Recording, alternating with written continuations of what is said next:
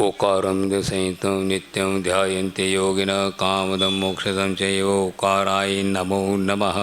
अविरलशब्दघनौ प्रक्षालितसकलभूतलकलङ्का मुनिविरूपासिता सरस्वती हरतु दुर्तान् अज्ञानतिमिरान्ध्यानां ज्ञानाञ्जनशलाकया चक्षुरुन्मीलितं येन तस्मै श्रीगुरवे नमः। श्रीगुरु परमगुरुभ्यो नमः। परम्पराचार्य गुरुभ्यो नमः।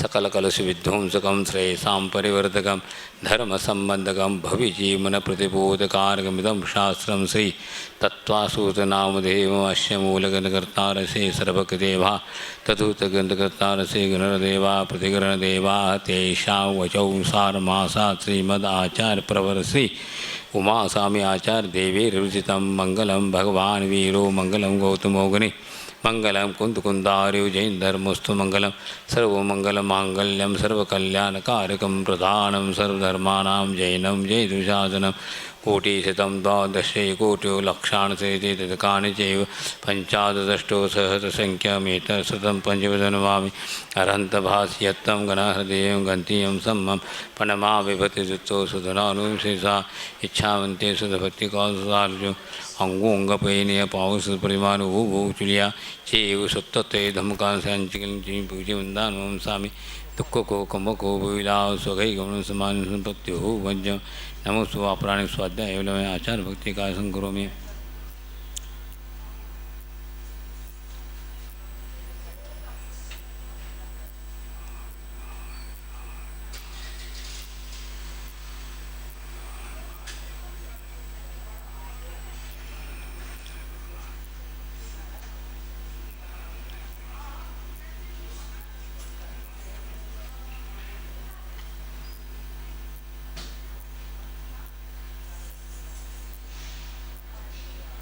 श्रुतजलदिपार्घ्येभ्यः सप्रवति भावना परिवृद्धिभ्यः सुतपोनिधिभ्यो नमो गुरुभ्यो गुरुगुरुभ्यः छत्तीसगुणसमग्रे पंचवे आचार गंधर्शेषस्थानगक्षरे धम्मारि सदा वन्दे गुरुभक्त संयमेन यत्रंत संसारसार्यं घोरं छन्नन्ति अट्टकं न पावन्ति ये नित्यमृतं तहो मनिर्ता ध्यानाद्युत्राकुला षट्कर्माविरता सपोधनतना साधुक्रिया साधव शीलप्रावरणा गुणप्रणा चंद्रार्तिके ज्योतिका मोक्षद्वारकपाठ पाठ नमटा प्रणतमां साधव गुरुव पांतो नित्यं ज्ञान दर्शन नायिका चारित्राण गंभीरा मोक्ष मार्गोपदेशका इच्छावंते आयुर्भक्तिका समनान समझोतान पंचवे आचारण आयरान आयुर्सदान उपदेशान वज्ञान त्रिगुणपालयन सौ संचीं चीं पूज्य वंदान स्वामी दुख को कम को विला सुखै गमन समान संपत्ति हो उद्मज्जम मोक्ष मार्ग से नेतारम भेतारम कर्म भूवृताम ज्ञातारम विश्वतत्वाना वंदे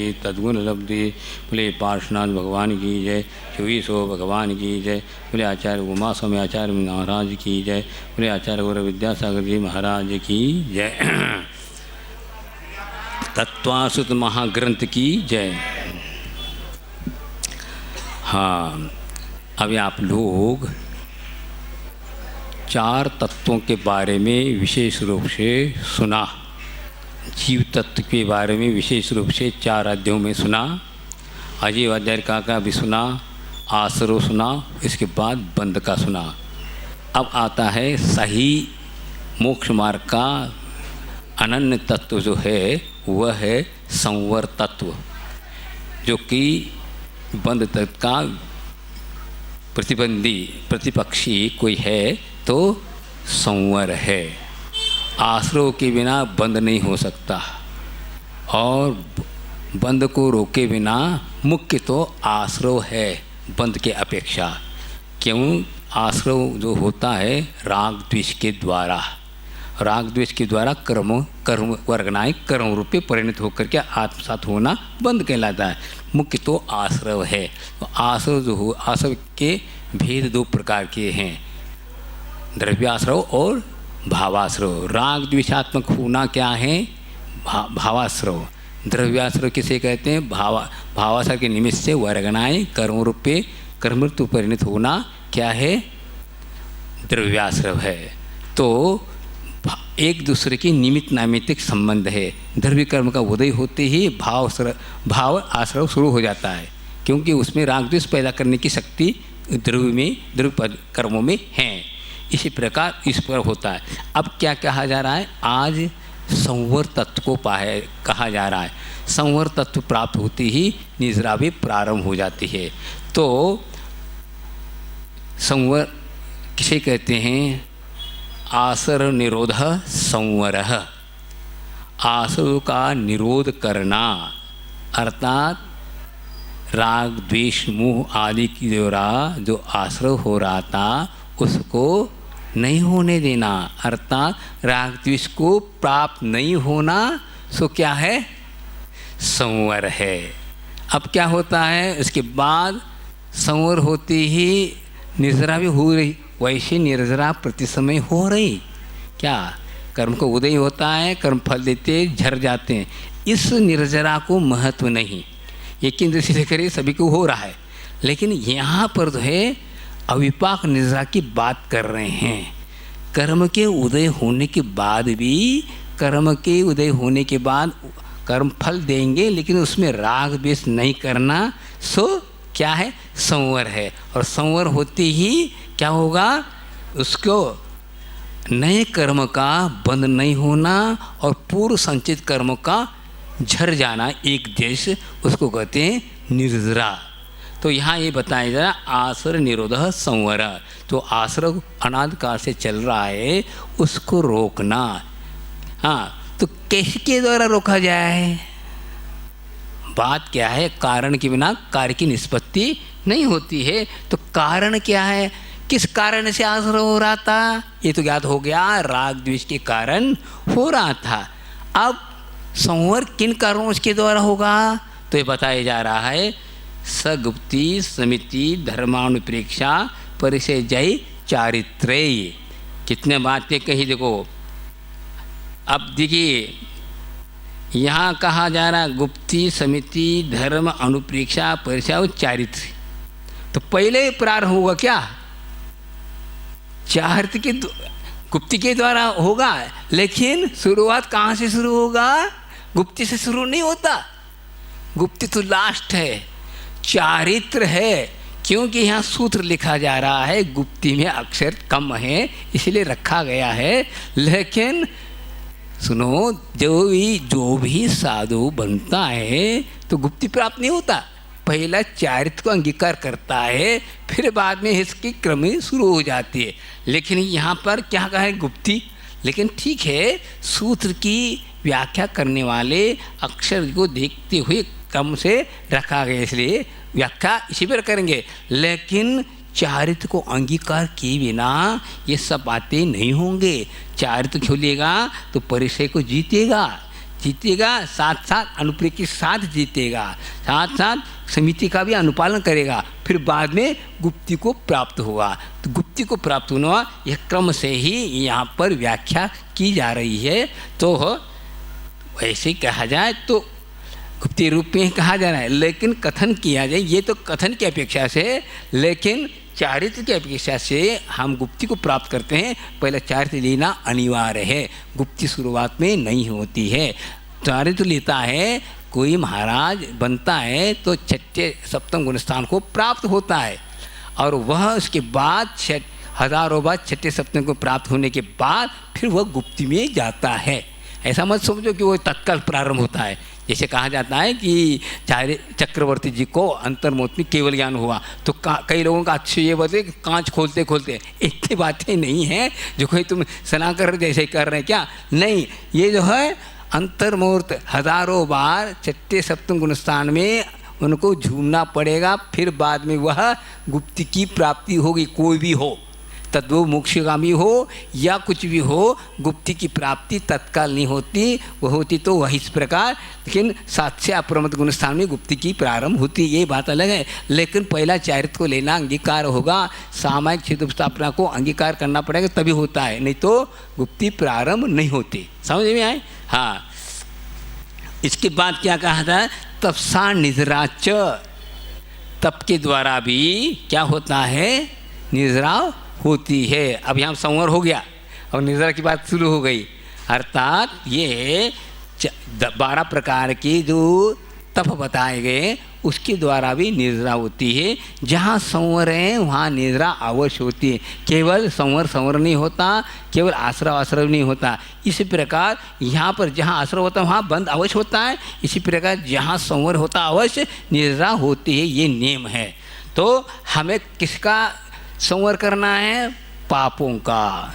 पाप जो है, जो हो रहा है, जो कितने प्रकार के, 68 प्रकार के, कितने प्रकार 101 प्रकार की जो आश्रव के जो वैसे मुख्य तो 47 जो घातीय कर्म जो पाप माने गए हैं उनका संवर करने की बात है। तो प्रति समय कर्म का आश्रव हो रहा, बंद हो रहा, उसको रोकने की प्रक्रिया क्या गुप्ती समिति आदि के द्वारा होता है।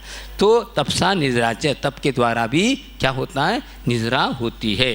च अर्थात संवर पूर्वक क्या होता है? निद्रा होती है। सम्यक निर्ग्रहो गुप्ती। अब प्रत्येक की परिभाषा गुप्ती किसे कहते हैं सबको जानकारी आपको दे रहे हैं। सम्यक निग्रहो गुप्ती। गुप्ती योग को किसको?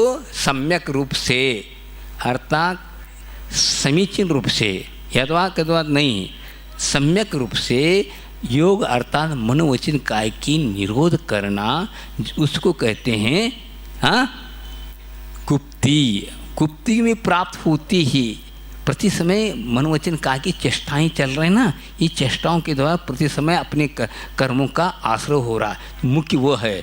और अभी जितने भी हम समिति परिचय आदि ये तो आवश्यक में आ जाएंगे या शुभोपयोग में आएगा, ये कर रहे हैं। लेकिन शुद्धोपयोग की जो प्रक्रिया है वो गुप्ती है, जिसमें किसी प्रकार से मनोवचन काय की चेष्टा नहीं होती। इसको कहते हैं निवृत्ति। यहाँ पर प्रवृत्तियात्मक है क्या?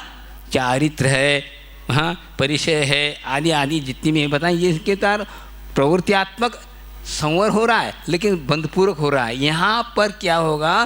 पूर्ण रूप से गुप्ती के द्वारा क्या संवर पूर्वक निद्रा होगी। जब भी मोक्ष की प्राप्ति हो गई, जब भी केवल ज्ञान होगा, गुप्ती को अंगीकार करना ही आवश्यक है। इसके बिना बनती नहीं। गुप्ती को प्राप्त करने के लिए चारित्र आदि आदि अंगीकार किया जाता है। एकदम गुप्ती प्राप्त नहीं होती है, इसलिए चारित्र को अंगीकार करना पड़ता है। वह इस प्रकार है। अब आगे आता है ईर्या भाषेषणा दान निक्षेपोत्सर्गा समिति। हाँ, अब देखिए समिति 5 प्रकार की। समिति किसको कहते हैं? सम समिति इति, अर्थात इति अर्थात प्रवृत्ति। समिति जो होती है प्रवृत्ति को कहा है।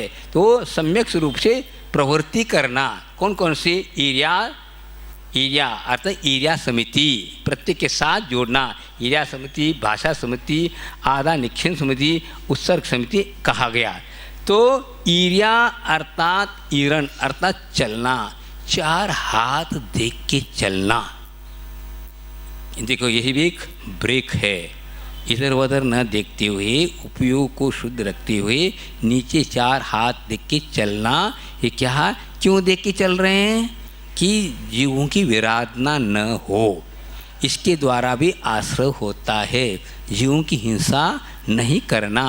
भावों में तो विशुद्धि है, लेकिन प्रवृत्ति उपयोग में रहना चाहिए। इसलिए कभी भी अपने को चलते वक्त कई भक्तामृत का पाठ कर रहे हो, हाँ, और सिद्धांत की चर्चा करो, ये नहीं किया जाएगा। केवल कर सकते हैं तो नमोकार मंत्र का जाप कर सकते, इसके अलावा किसी कोई बात नहीं कर सकते, तभी यह होगा, अन्यथा नहीं। तो निर्दोष रूप से 4 हाथ के देख कर चलना, न दौड़ना, न धीमी धीरे चलना, सहज रूप से आपको 4 हाथ देख के चलना। आज के वर्तमान में थोड़ा सा और देखना पड़ता, गाड़ियाँ आती जाती हैं, इनको भी ख्याल में रखना पड़ता है। इस प्रकार वर्तमान में हमें ईर्ष्या समिति करने से संवर और निद्रा होती है, प्रवृत्ति में भी। यहाँ मत सोचो अब ये क्या है, ईर्ष्या समिति चल रही है इसलिए तो छठा गुण स्थान, ऐसा नहीं। प्रवृत्त्यात्मक सप्तम गुण स्थान भी होता है, अप्रमत्त अवस्था है। अप्रमत्त इसलिए कि हम उपयुक्त शुद्धि के साथ आगमुक्त चल रहे हैं, इसलिए वे सप्तम गुण स्थान है। भाषा समिति, भाषा जो है हम जो बोलते हैं उसमें ऐसे भाषा को अपनाएं जिससे किसी को भी धक्का न लगे। मानसिक ये है पीड़ा, यह जो है बहुत खतरनाक है। यह जो इसको यदि हम नहीं समझते हैं तो बहुत ही, इसी के कारण सब कुछ अनेक प्रकार की बातें होती हैं। इसलिए अपने को भाषा को समझना चाहिए। हाँ, भाषा यहाँ पर ये नहीं कब कौन से भाषा का उपयोग करना चाहिए ये होना चाहिए। पढ़े लिखे तो हैं सब कुछ, लेकिन उस वक्त हम भावुकता या करके कुछ भी बोल लेते हैं तो क्या होता है, वह भाषा अपने लिए बंद का कारण बनता है और संसार का कारण बनता है। ऐसी भाषा बोलो जिससे हो किसी को क्या न हो, पीड़ा न हो। जो बात कहो साफ हो, सुथरी हो, भली हो, खट्टी न हो, कड़वी न हो, मिश्री की डली हो। इस प्रकार हमने एक जगह पढ़ा था। तो इस प्रकार अपने को अपनाना चाहिए।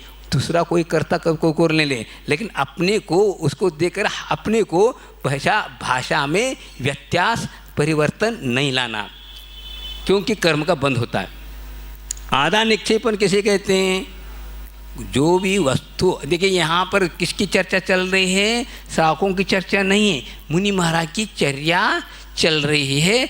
किस प्रकार वे प्रवृत्ति करते हैं, किस प्रकार संवर को प्राप्त होते हैं और किस प्रकार निद्रा को प्राप्त हो करके वे अपने उद्देश्य को प्राप्त करते हैं। अब उद्देश्य क्या है? संवर और निद्रा प्राप्त करना ही उनका मुख्य उद्देश्य है।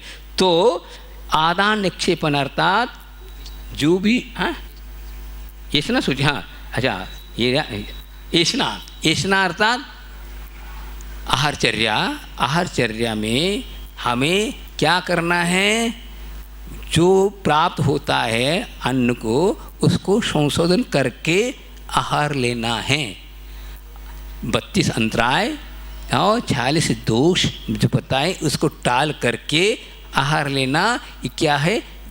विषय समति है। इसको यदि नहीं करते हैं तो आश्रव का होगा और बंद होगा। इसलिए ये सब संवर और निद्रा आदि की कितनी सुंदर बात है। यदि हमारा लक्ष्य संवर निद्रा है तो आपको चलते वक्त भी संवर निद्रा हो रही, बोलते वक्त भी हो रही, खा रहे हैं उस वक्त भी, भोजन कर रहे हैं उस वक्त भी, कितनी ऊंची चीज़ है ये। क्या किसने बताया? भगवान ने बताया, सर्वज्ञ भगवान ने बताया, वीतरागी उन्होंने इस प्रकार जीवन में अंगीकार करके उसकी उपलब्धि प्राप्त किया। इसलिए भव्य जीवों को इसको प्राप्त करने के लिए ये उपदेश दिया। इस प्रकार करेंगे, तर्क वितर्क नहीं करेंगे, ऐसा वैसा नहीं करेंगे, ये करेंगे तो गलत होगा। फिर आपका मूल में क्या होगा? संवेदन नहीं इसे माना जाएगा। ये सब तर्क वितर्क हो रहा है। आज ज़्यादा ज्ञान होने के कारण, तर्क वितर्क के कारण क्या हो रहा? इसकी चर्या के प्रति उपेक्षा होती जा रही है।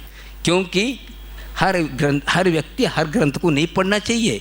पढ़ने से क्या होता है? ये जैसे ये हम लोग साधु हैं, साधु को भी कुछ हर ग्रंथ पढ़ने के लिए नहीं कहा, पर प्रायश्चित ग्रंथ पढ़ने के लिए मना किया। क्यों किया? पढ़ लोगे उस हिसाब से आप लोगे नहीं। इसी प्रकार आजकल हो रहा है। आप लोग रत्न साहब से नहीं पढ़ रहे हैं, मूलाचार पढ़ लो, समय सर पढ़ लो, तो उसको पढ़ने से उस हिसाब से अनुकरण करोगे तो गलत हो रहा है। जो कोर्स के अनुसार, आप अपने हैसियत के अनुसार, गुणस्थान के अनुसार यदि आप अध्ययन करते हैं तो यह आगम आपके लिए क्या होगा? कर्म निद्रा का कारण बनेगा।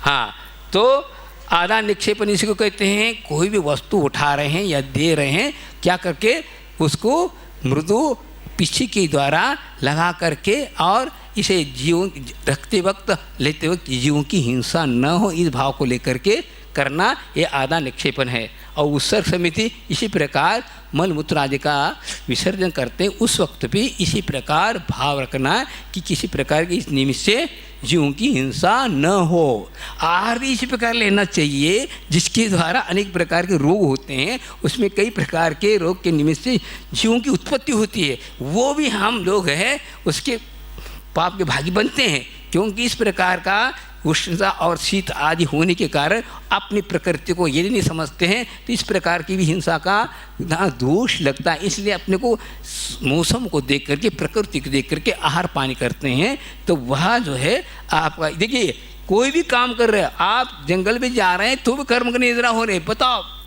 ऐसा कोई बात होती?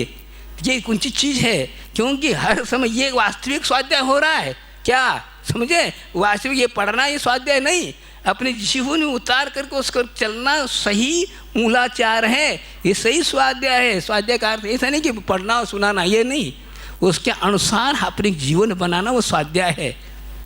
इस प्रकार 5 प्रकार के क्या है सम्मतियाँ हैं। अब आता है उत्तम क्षमा मार्दो वार्जव शौच सत्य संयम तपस्या किंचन्य ब्रह्मचर्यानि धर्म। ये 10 प्रकार के धर्म प्रतिदिन बोला जा रहा है, इसकी व्याख्या करने की जरूरत नहीं। समझ में एक तो सोच छूट गई, क्योंकि 3:30 बज गए भी। यह बहुत यहाँ इस ग्रंथ इस अध्याय में 47 क्या हैं सूत्र हैं और बहुत बड़े बड़े और विषय को लिख रहे हैं। थोड़ा थोड़ा भी बोलते तो ही होता है। अब आता है अनुप्रेक्षा। अनित्यासरण संसारेकत्वान्यत्वा शुच्याश्रव संवर निजरा लोक बुद्धि दुर्लभ धर्म स्वाख्या तत्वानुचिंतन मनुप्रेक्षा। अनुप्रेक्षा अर्थात बार बार इन चीज़ों का 12 भावनाओं का चिंतन करना चाहिए, जिससे क्या होता है घर छूटता है, घर के प्रति ममता है, परिग्रह के प्रति है, ये सब छूट जाता है। तो देखिए जो ही घर में जब तीर्थंकर रहते हैं वे 12 भावना भाते ही तत्काल लौकांतिक देव आते हैं और सराहते हैं आप बहुत अच्छे कार्य करें, धन्य हैं, धन्य, ऐसा सराहते। तो यह अपने को ये समझना अनित्य है। संसार का प्रत्येक पदार्थ अनित्य है, कोई स्थिर नहीं। कुछ अच्छी से अच्छी चीज़ हो या बुरी से बुरी चीज़ हो वह स्थिर नहीं है, जो है वो जाएगा ही। यहाँ पर कोई स्थायी रहने वाला नहीं जो आप अपने कब्जे में लेकर चलो, ऐसा नहीं। काल का ऐसा परिणमन है जिसके द्वारा कोई भी यहाँ पर भगवान जिनेंद्र भगवान भी यहाँ समोसा लगातार लगा कर बैठ नहीं सकते, वे भी वो उनको भी यहाँ से रवाना पड़ना होता है। जो है आयु खत्म हुआ चलो ऊपर दास, ये सब है। हाँ, असरण है, अनित्य है, इसलिए असरण रूप है। हाँ, असरण क्या अर्थ है? शरणभूत नहीं है। कौन? क्यों? पर पदार्थ वे स्वतंत्र हैं, हम अपने शरण मान के ले रहे हैं, लेकिन वह शरणभूत नहीं, क्योंकि वह प्रत्येक पदार्थ अनित्य है। तो अनित्य वो शरणभूत कैसे हो सकता है? 3 काल में नहीं हो सकता। संसार कैसे? हमने जो है अनित्य को नहीं समझा, हाँ, शरणभूत अनित्य पदार्थ को अपनाया तो संसार का निर्माण हुआ। हाँ, गति में, चारों गति में भ्रमण हो रहा है। इसके लिए इसको अपनी सजा समझता तो अवश्य उसका संसार क्या हो जाता? शांत हो जाता। एकत्व, मैं इस संसार में क्या 3 लोक में, क्या 3 लोक में मेरा कोई नहीं, हाँ कोई नहीं, यह हाँ, इस प्रकार सोचना 3 लोक में कोई नहीं, अनादि काल से आज तक मेरा कोई नहीं रहा, केवल मैं अकेला हूँ, अकेला ही रहूँगा। इसलिए ये सब नाते पीते ये क्या है, सब मोहाश्रित है। इसको सोचता है तो एकत्व को प्राप्त होता है। और मुझसे अन्य कितने हैं? सब भिन्न हैं, अन्य हैं। इस प्रकार सोचना अन्यत्व अनुप्रेक्षा है। अशुचि, अशुचि अर्थात शुचि क्या है? आत्मा है। अशुचि क्या है? शरीर है। अन्य क्या है? देखिए अब ये जो है देव लोग नहीं कर सकते अशुचि भावना। क्यों? उनका शरीर है ही नहीं अशुचिमय, वो 12 भावना भय नहीं सकते। भाव इधर इस प्रकार का उसके शरीर के प्रति ऐसा, हाँ, उसके प्रति जो घृणा है या है वो हो नहीं सकता। इसीलिए तो औदारिक शरीर के द्वारा ही मुक्ति बताया गया। हाँ, तो ये अशुचिमय है, कोई किसी का भी हो वह अशुचि ही है। तीर्थंकर का भी क्यों ना, वो उसमें भी तो है, हड्डी मड्डी सब धातु तो है, भले वो मलमूत्र नहीं होता, बाकी तो है कि नहीं? तो है औदारिक शरीर का ये धर्म है, समझे? तो इसलिए ये इस प्रकार इसके प्रति हम कितना दिन रात क्या कर रहे हैं, सीमा में लगे हैं, लेकिन इसके कारण कर्म का बंध हो रहा है, ऐसा सोचता है। और अशुचि आश्रय हो, वह आश्रय हो रहा है किसके द्वारा? प्रति समय कर्मों का आश्रय हो रहा है, मन वचन काय के कारण। हाँ, प्रवृत्ति करते हैं, राग द्वेष करते हैं तो आश्रय होता है। संवर, जिसने जो है इस संसार की इस स्थिति को समझा, उससे प्रवृत्ति से दूर बचा, वह मुनिराज आदि वे संवर तत्व को प्राप्त होते हैं। निर्जरा, एक देश संवर होती ही निर्जरा प्रति समय हो रहे, लेकिन ये निर्जरा नहीं है, ये केंद्र की भी हो रही, क्योंकि कर्म का फल देके कर्म झर रहे, इसको निर्जरा नहीं मानते। वास्तविक निर्जरा तो अविपाक निर्जरा को है, संवर पूर्वक करो तप प्राणी मिले मुक्ति रानी, कहा ना। तो इस प्रकार संवर को पूर्वक यदि निर्धार करते हैं तो वास्तविक वह मोक्ष तत्व को प्राप्त कर सकता है। हाँ, क्या निद्रा लोक, 3 लोक है, अधोलोक, मध्यलोक, हाँ ऊर्ध्वलोक। इसमें चराचर जीव भरे हुए हैं और वे अपने ही कर्मों के निमित्त से पूरे संसार में अनेक प्रकार के 3 लोकों में भ्रमण करते हुए यह दुख और अनेक प्रकार के यातना को प्राप्त हो रहा, और इसका कोई निर्माता नहीं है, ऐसा चिंतन करना लोक भावना है। बोधि दुर्लभ, बोधि अर्थात रत्नत्र की दुर्लभता, बहुत कठिनाई से मिलता है।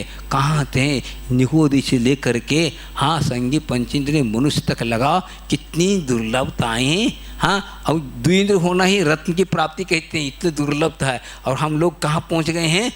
पंचेंद्रिय संगी और मनुष्य, और मनुष्य में भी पुरुष पर्या और सब प्रकार की सामग्री हमें, जो कि पुरुषार्थ करने के लिए मोक्ष मार्ग में सब सामग्री प्राप्त होने के बाद भी इस पर यदि ध्यान नहीं देते हैं तो बहुत बड़ी कि उसकी दुर्भाग्यता मानी जाती है। लेकिन हम लोगों को ऐसा गुरुओं का सानिध्य मिला जिसके कारण दुर्लभ की भी हमें प्राप्त हो गया। अब आज क्या होता है? धर्म स्वाक्य, इसके पास धर्म जो बोधि दुर्लभ प्राप्त होती ही वो रत्नत्र के द्वारा ऐसे मोक्ष तत्व को प्राप्त करता है। इस प्रकार यह संक्षेप से 12 अनुप्रेक्षा हैं। इसका बार चिंतन करने से क्या होगा? आपकी कर्मों की निद्रा होगी। अब आता है परिशः। मुनि महाराज मार्गाच्यवन निद्रार्थम परिषढव्या परिशः, तो मार्ग से च्युत न हो, अर्थात कई प्रकार के कर्म की उदय आते हैं, उसको हो देता है। इसलिए और निद्रा के वास्ते और कर्म से ये मार्ग से च्युत न हो, इसलिए परुष है ढव्या, अर्थात परिचयों को सहन करना क्या है? परिचय कहलाता है, परिचय विजय कहलाता है। परिचय नहीं, परिचय विजय, परिचय विजय को प्राप्त, परिचय तो हो रहे लेकिन उस पर विजय प्राप्त करना, अर्थात उसको जीतना। क्या है वे 22 परिचय बता रहे हैं।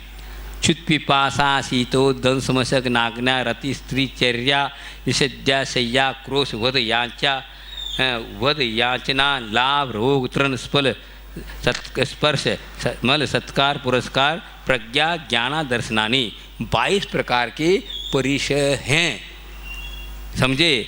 तो क्षुधा सबको लगी है, क्षुधा।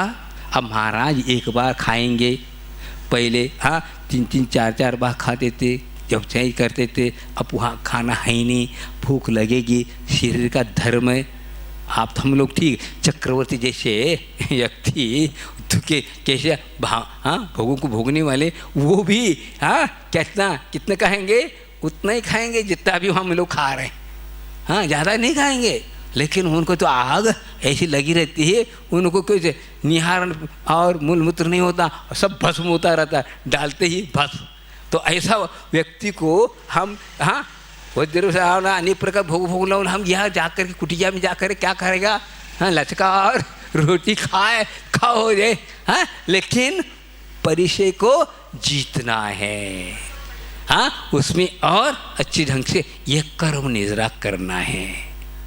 ऐसे भी अभी भी साधु हुए, आचार्य ने एक बार कहा था, जो बहुत एक बड़े शिवजी थे, वे मुनि होना चाहते थे, तो वे भोजन में सभी लोग, उनका बड़ा परिवार था, सब बैठते थे, एक साथ भोजन करते थे, आबाल वृद्ध बैठ के भोजन करते। उस जो कि षड्रस पकवान खाने वाले, उसके बीच में उबले हुए मूंग को खाते थे। बताओ क्यों?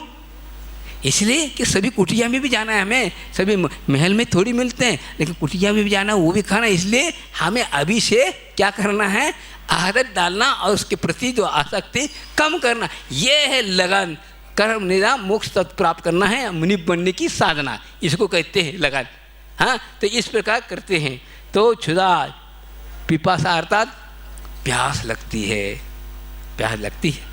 धर्म और शीत उष्ण। अब नग्न हैं तो शीत लगेगा, शीत के दिनों में शीत, उष्ण के दिनों में उष्ण, अनेक वर्षा के दिनों में हर प्रकार के यह परिचय को आनंद के साथ, ऐसा नहीं परवश हो के नहीं, आनंद के साथ, रुचि के साथ, हाँ, प्रसन्नता के साथ करेंगे तो हमारे लिए सही होगा। निर्जन नहीं तो इधर के ना उधर के, फिर घर अच्छा था फिर। हाँ, शीतोष्ण दंश मशक, हाँ, डांस है, मुकुट, हाँ, खटमल है, अनेक प्रकार के जीवों की क्या दंश, अर्थात काटेंगे उनको भी सहन करना। कितनी देखो, हाँ, समस्या, हाँ, शीतोष्ण दंश समस्या, नाग्न। अब देखो नग्न, नग्न, नग्नता अलग और स्त्री पर से दो प्रकार के बताए। नग्नता तो क्या, लज्जा नहीं आना चाहिए, शर्माना नहीं। वैरागी शर्माएगा नहीं।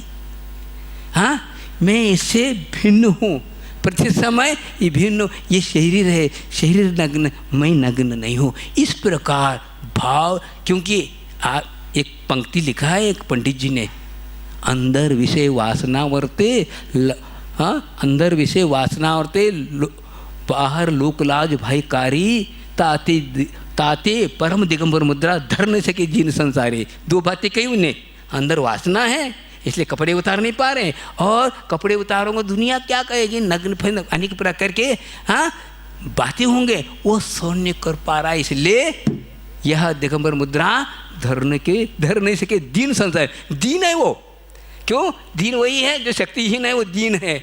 और व्यक्ति है ना जो वैराग को प्राप्त है और ज्ञान तत्व के साथ प्राप्त है, उसके लिए कोई मतलब ही नहीं। हाँ, राजा महाराज सुद्धा इसको प्राप्त करने के लिए तरसते हैं। देखो वो कैसे अच्छे अच्छे कपड़े पहनने वाले स्वर्ग से आते हैं, तीर्थंकरों को प्रतिदिन नए नए कपड़े सौदर में भेजता है, और उसको उनने छोड़ करके क्या नग्न चैनीश्वरी दीक्षा प्राप्त करते हैं। तो नग्नता अर्थात शर्माना नहीं। सभी लोग तो नग्न हैं, कपड़े में सब नग्न हैं, क्या मतलब है, लेकिन बात इसी को कहते हैं, वस्तु स्वरूप समझना बहुत कठिन होता है। हाँ, नग्न, हाँ, रति, अरति, अरति परिचय अर्थात कहीं भी जाते हैं, अब देखिए उष्णता है, हाँ, उसके कारण बेचैनी होती रहती है, मन प्रसन्न नहीं रहता है, हाँ, अप्रसन्न होता है, द्रव्यचित काल होने से इस प्रकार के वातावरण था, उसमें भी अरति परिचय को जीतना। मन प्रसन्न नहीं होता, जिसमें अच्छा हो प्रसन्न होता है, तो उसको नहीं, सब प्रकार की, सब प्रकृति कृत है। हाँ, ज़्यादा ठंड लगती है उसमें भी अरति पैदा होता है, घुसने होती है, ऐसी कई प्रकार की अरति। प्रसन्न नहीं होना, अप्रसन्न होना अर्थात अरति। तो प्रसन्न को बनाए रखना परिचय जय, उसी को कहते प्रतिकूल को अनुकूल बनाना परिचय जय, खत्म, लास्ट। क्या सब बातों की एक बात है, परिचय किसी जय किसी को है ना, परिचय प्रतिकूल को अनुकूल बनाना ही परिचय जय। हाँ, अरे स्त्री परिचय वह वासना को जीतना। हाँ, वासना को क्योंकि नग्न है तो अनेक प्रकार भाव तो हैं, हाँ, लेकिन इसको हम किस तरफ देखें, वैराग के साथ देगा तो किस प्रकार का भी उसको जीतना, उससे प्रभावित नहीं होना, इसको कहते स्त्री। अब देखिए स्त्री परिचय है, इसका मतलब दिगंबरत्व की अपेक्षा से, हाँ, श्वेतांबर में नहीं हो सकता, कपड़े में नहीं हो सकता ये सब चीज़ें, हाँ, और स्त्री परिचय हो नहीं सकता। पुरुष परिचय कहाँ लिखा है बताओ, यदि मुनि, हाँ, मुनि को ही बताया है, अर्थात पुरुष के साथ ही है। हाँ, स्त्री परिचय, पुरुष परिचय उनके लिए थोड़ी है, कपड़े वालों को क्या है, इसके मतलब दिगंबर परंपरा है, न कि श्वेतांबर है, न कपड़े वालों का है ही नहीं साथ, और पुरुष को ही होगा क्या यह परिचय, उसको नहीं हो सकता। अच्छा, चर्या अर्थात विहार करते हैं, कुछ भी पैरों में पहनते नहीं, इसलिए कांटे लगेंगे, कंकड़ लगेंगे, छीलेंगे, आदि आदि होगा, इसको भी हमें शांति के साथ सहन करना। निषद्या बैठते हैं, हाँ, बैठे हैं तो किस पर बैठे हैं, लकड़ी के पर बैठे हैं और कंकड़ पर बैठे हैं, उसको भी सहन करना। निषद्या शैया सोते हैं, भूसैया, भूसैया भी कई भेद हैं। भूसैया उसको कंकड़ पत्थर के बीच में ही सोना है, न कि अच्छे पटिया पर नहीं, ये तो इसमें मध्य में आएगा, और शिलापट्ट पे नहीं, शिलापट्ट में एक सर आएगा, लेकिन भूमि सैया में तो सहस्र कंकड़ पत्थर भी है, सब कुछ है, आदि है, फिर भी उस पर वो शैया करना। शैया आक्रोश, कई लोग क्या अनेक प्रकार के लोग होते हैं, मिथ्या दृष्टि होते, अज्ञानी होते, उस नग्न भेष को देख करके कई प्रकार के क्या कहेंगे, गाली गलौज आदि देंगे, फिर भी हम उसको शांति के साथ समझना ये हमारा धर्म नहीं। इससे क्या होगा, कर्म नहीं जरा होगा। हाँ, क्रोध वध, कोई मार भी सकता है, पीट भी सकता है, आदि कर सकता है, तो इसको भी सहन करना। अयाचना, याचना मांगना नहीं, कोई आवश्यक चीज़ हो तो भी मांगना नहीं, संतोष रखना, कुछ नहीं मांगना ठीक नहीं माना जाता, यह भी परिचय है। हाँ, याचना मांगने वाला लोगों को माना जाता है, बड़ा नहीं माना जाता, समझ में। तो वो एक जगह लिखा है, क्या कवि ने एक लिखा, याचना करने वाला बहुत छोटा होता है। कैसा छोटा, जैसे तृण है, तृण से भी, तृण लघु है ना, बहुत हल्का है, उससे भी लगभग हल्का कौन है, आग का तूल उड़ता रहता है। आग का तूल होता है ना, आग का एक पेड़ होता है, उसमें से हाँ फूल जैसे उड़ते रहते हैं, उससे भी हल्का कौन है, याचना करने वाला। बताओ, हाँ, ये तृण से भी हल्का तो आग तूल, आग तूल से भी तृण का, तृण से भी हल्का आग तूल, आग तूल से भी मांगने वाला हल्का होता है। अब बताओ, किसने पूछा हवा से, तो उसको उड़ा के क्यों नहीं ले आते, इतना हल्का है तो इसलिए नहीं उड़ा के लेता हूँ, वो मांग बैठे तो मैं कहाँ से दूँ, इसलिए उड़ा था। बताओ, कवि की कल्पना है, देखो। हाँ, इस प्रकार याचना नहीं करना। अलाभ, हाँ, लाभ नहीं हुआ, कई प्रकार के लाभ होता है, आहार के वाला नहीं, और भी चीज़ें कई चीज़ों की होती है, प्राप्त हों, उपकरण हैं, शैया बैठने उठने, अनेक प्रकार के, इसका लाभ नहीं होना क्या अलाभ, फिर भी उसमें किसी प्रकार का क्या नहीं सोचना, राग द्वेष नहीं करना। रोग, अनेक प्रकार के शरीर है तो रोग होंगे, रोग होंगे तो उनको भी सहन करना। तृण स्पर्श पुनः आ गया, तृण स्पर्श में अंतराग है, इसमें उसमें चलने में है, तृण समझते हैं चलते वक्त कई प्रकार की धूल उड़ती हैं, हाँ, और भी कई निकाल सकते हैं, इसका भी हम क्या करना, सहन करना। तृण स्पर्श, मल, आप देखिए ठंड के दिनों में आदि में या गर्मी के दिनों में पसीना आता है, पसीने के कारण क्या होता है, धूल जम जाती है, आदि जम जाती है, तो उसके कारण क्या होता है, खुजली होती है, उस खुजली के कारण क्या वह होता है, उसको हम उसको देख करके दूर करने की चेष्टा नहीं करना, कि मल परिचय कहलाता है। सत्कार पुरस्कार, आदर सत्कार नहीं मिल रहा है, हाँ, आदर सत्कार नहीं मिल रहा है तो कोई बात नहीं, शांति रखो, किसका सत्कार, किसका पुरस्कार आदि आदि, ये सब वही कर सकता जो वैरागी है। हाँ, वैरागी नहीं हुए तो फिर कदम कदम पर वह रोएगा, तो इसलिए वैरागी ये सब चीज़ों से परे है। सत्कार पुरस्कार, प्रज्ञा, हाँ पुरस्कार, प्रज्ञा, ज्ञान, ज्ञान, अच्छा कई लोग जो है ज्ञानी हुए, महाराज इतना प्रवचन करते, फलान करते, आदि आदि, इसकी प्रशंसा करते, उसको सुन करके मैं ज्ञानी हूँ, अपने आप को फूलना नहीं। अज्ञान अर्थात क्या होता है, कितने दिन से मैं तपस्या कर रहा हूँ, पढ़ रहा हूँ, पढ़ा रहे हैं, सब कुछ कर रहे हैं, लेकिन मुझे क्षोभ हो नहीं रहा, ऐसा करके दुखी नहीं होना, दीनहीन नहीं होगा, ये सब क्षोभम है, कभी खुलता है, पूर्वकृत कर्म का उदय है, ऐसा यदि चलते हैं, इसको जीता जा सकता। अदर्शन परिचय किसे कहते हैं, अदर्शन परिचय भी इसी प्रकार का है। हम अनेक प्रकार के साधना कर रहे हैं, हाँ, तपस्या कर रहे हैं, त्याग, हाँ, उपास आदि कर रहे हैं, आदि करने के बाद भी कोई अतिशय नहीं हो रहा, अर्थात रिद्धि आदि नहीं उत्पन्न हो रहा, अवधि ज्ञान है, हाँ, द्वादशांक पाटी बन नहीं पाया, अवधि ज्ञान नहीं हो रहा, मन पर ज्ञान नहीं हो रहा, अनेक प्रकार रिद्धियाँ यह नहीं हो रहा, इस प्रकार कभी सोचना है, अदर्शन परिचय कहलाता है। इस प्रकार यह 22 परिचय हो गए, कितने बजे, 3:45। अब आता है, अब ये हैं अब कितने, अब ये 22 परिचय हैं, कौन से गुण स्थान में, कौन से अवस्था में कितने परिचय होते ये बताया जा रहा है। सूक्ष्म सांप्राय छद्मस वीतरागयो चतुर्दश, सूक्ष्म सांप्राय कौन सा गुणस्थान कहलाता है, 10वां गुणस्थान। 10वें गुणस्थान में कितने परिचय होते हैं, 14 परिचय होते हैं। इतने संक्षिप्त। एकादश जिने, हाँ जिनेंद्र भगवान को भी परिचय होते हैं 11, लेकिन ये कहने के लिए 11 परिचय में क्षुधा आदि लगता है क्या?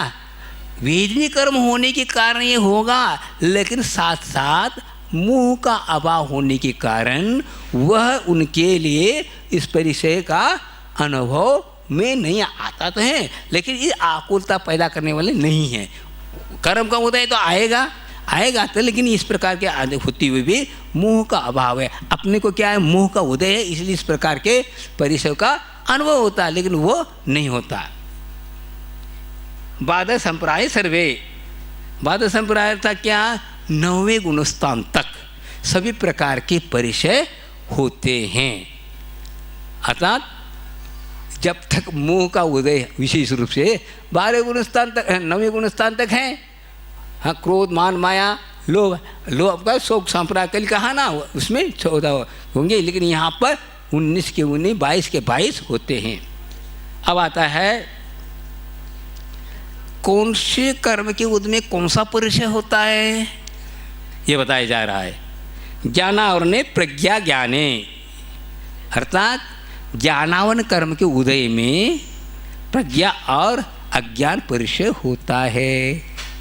आज हमें ज्ञान हो गया है, अर्थात क्या क्षोभशम बढ़ गया, ये ज्ञानावन कर क्षोभशम के कारण हुआ, और अज्ञान इसलिए क्षोभशम नहीं हुआ। किस कर्म के कारण? ज्ञानावर कर्म के उदय के कारण हो रहा। दर्शन मोहंतरायो रदर्शना लाभो, दर्शन मोह नहीं, दर्शन मोहंतराय अर्थात दर्शन मोह अर्थात मिथ्यात्व के उदय में, अर्थात दर्शन मोहनी के उदय में क्या होता है? हाँ, अंतराय और अदर्शन का उदय परिचय होता है। कौन सा? दर्शन मोह अंतराय, दर्शन मोह अंतराय यो दर्शना लाभ हो, अर्थात अलाभ भी होता है। हाँ, अंतराय के कारण अलाभ होता है। अदर्शन के उदय में ये सब क्या? दर्शन मोहनी के उदय में अदर्शन होता है और अलाभ होता है। अलाभ अर्थात अंतराय कर्म के उदय में अलाभ होता है, और दर्शन मोहनी के उदय में, दर्शन मोहनी तो है ही नहीं, गुणस्थान कौन सा? मिथ्यात्व को प्राप्त हो गए नहीं, सम्यक प्रकृति के उदय में यह परिचय होगा। क्या हुआ? सम्यक प्रकृति से दर्शन मोहनी की एक प्रकृति है, लेकिन वह समय प्रकृति होती हुई सम्यक दर्शन का क्या अभाव नहीं होता, उसके होते में थोड़ा सा दोष लगता है। उसी के कारण जो है क्या होता है, दर्शन मोहनी के उदय में आप लोग दर्शन मोहनी अर्थात मिथ्यात्व न समझना, समय मिथ्यात्व नहीं समझना, समय प्रकृति के उदय में होगा। क्षोभ शम समय दर्शन के उदय में इस प्रकार का, और अंतराय कर्म के उदय में क्या हुआ? अलाभ हुआ।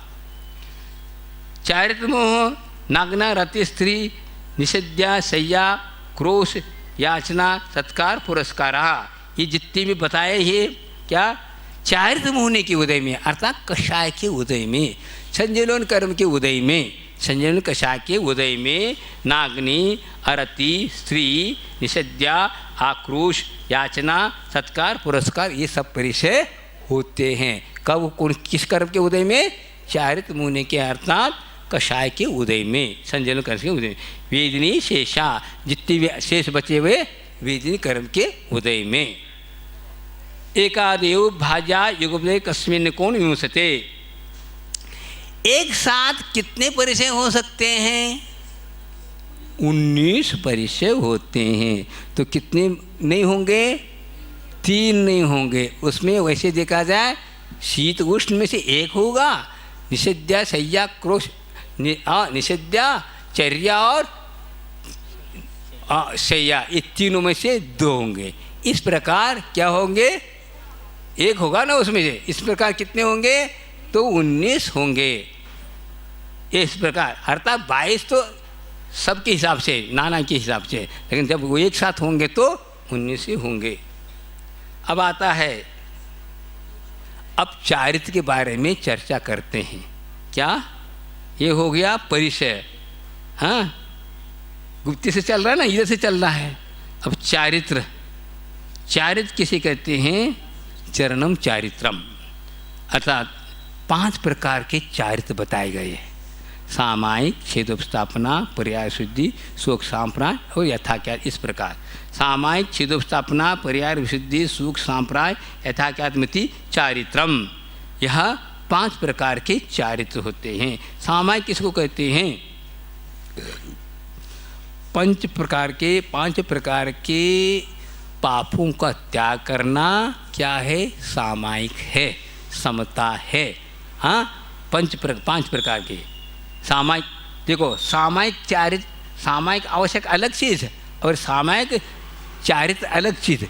इसको प्राप्त किए बिना वो सामायिक आवश्यक प्राप्त नहीं हो सकता।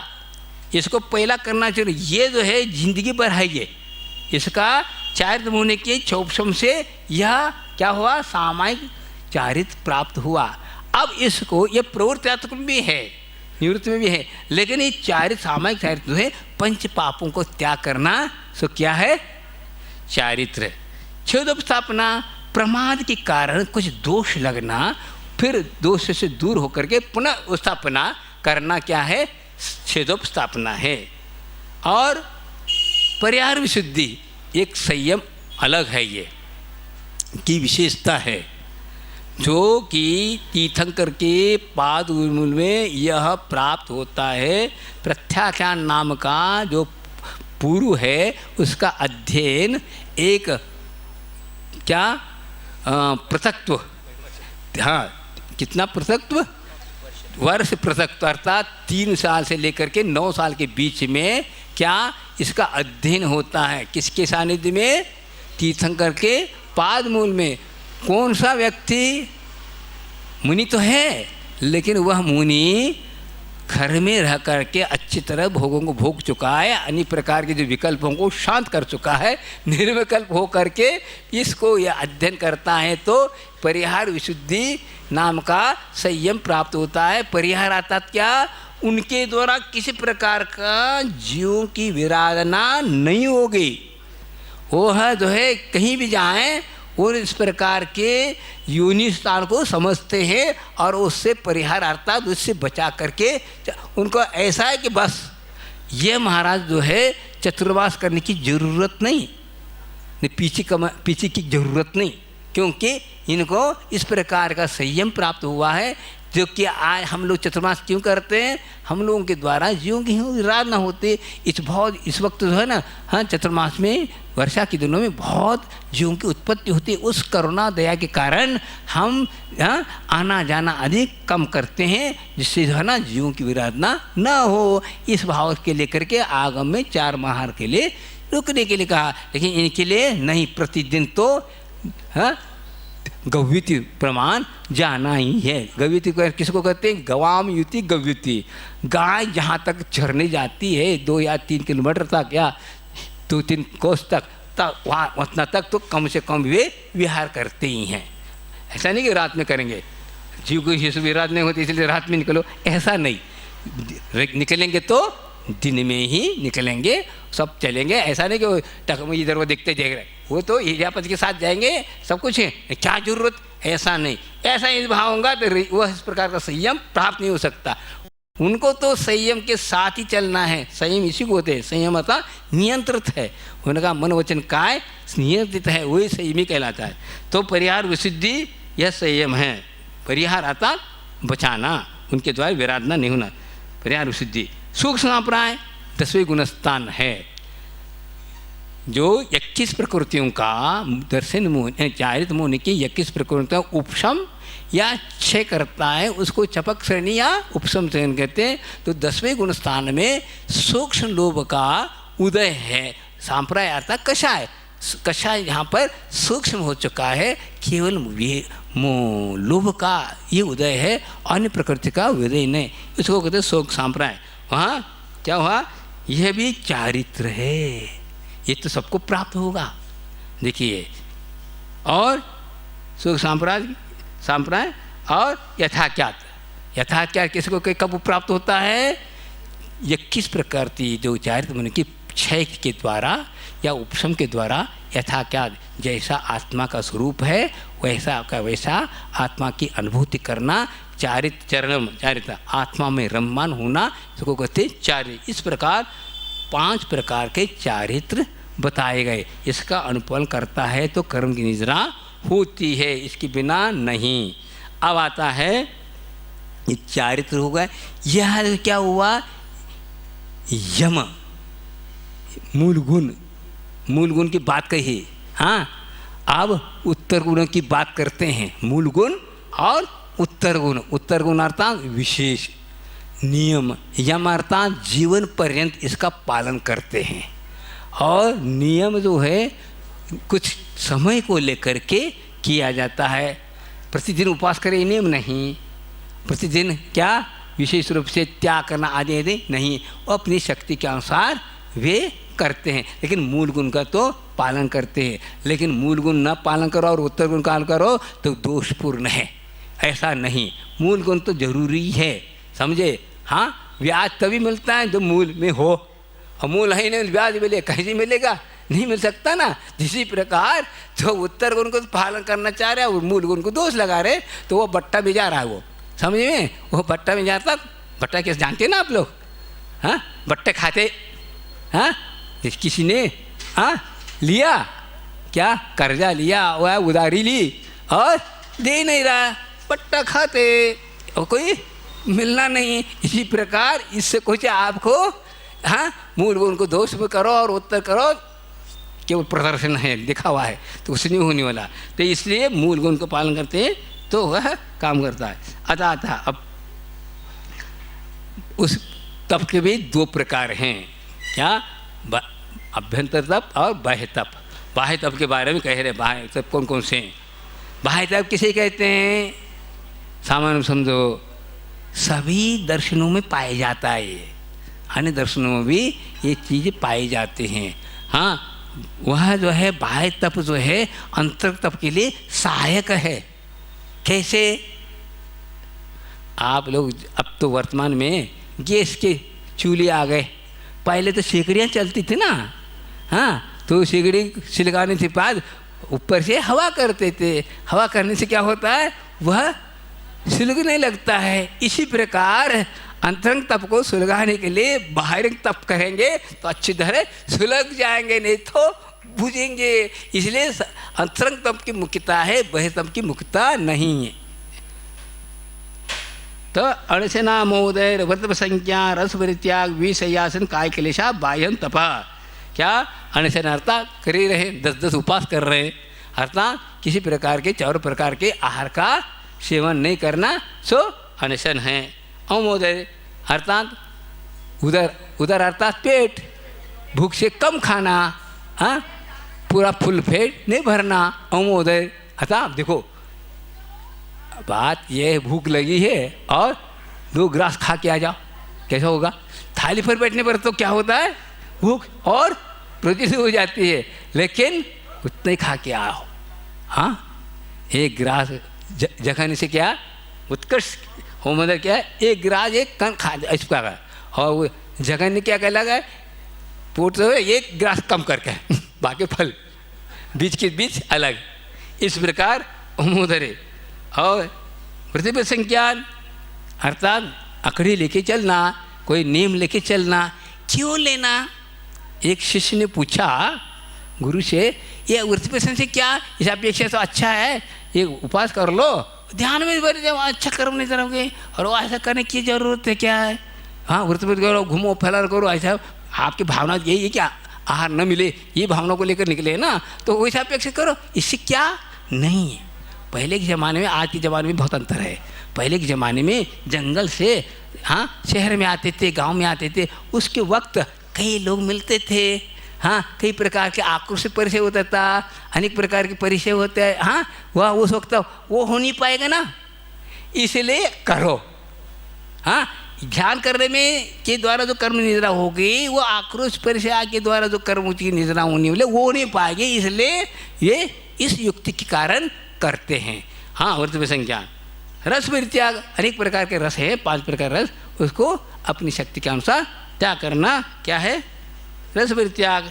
विक शय्यासन किसको कहते हैं, एकांत में, यहाँ पर कोई जाता नहीं है। हाँ, और एकांत एकदम जिसमें भय लगे, वहाँ पर विक शय्यासन, वहाँ पर सोना, वहाँ पर आसन लगाना आदि आदि करना होता है। वह कहीं जा नहीं रहा, रात की बातें हैं, और जो है वहाँ जा कर के हम शयन करें। हो सकता है शेर आ जाए, फलाना आ जाए, हाँ बिच्छू और सर्प आ जाए, ये सब आ सकते, लेकिन शांति के साथ अपने को रात बिताना। शय्यासन विशय्यासन। काय क्लेश किस कहते हैं?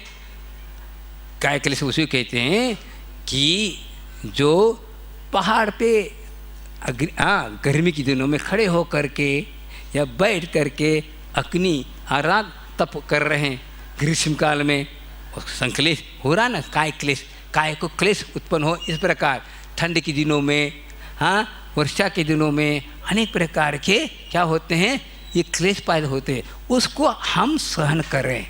कहा ना, कल को परसों कहा था कि दुखम सहा, दुख को सहना है। हाँ, अपने धीरे की शक्ति के अनुसार कई प्रकार की शक्ति उसको सहन करना क्या है, विषयासन काय क्लेश। इस प्रकार 6 प्रकार के बाह्य तप हैं।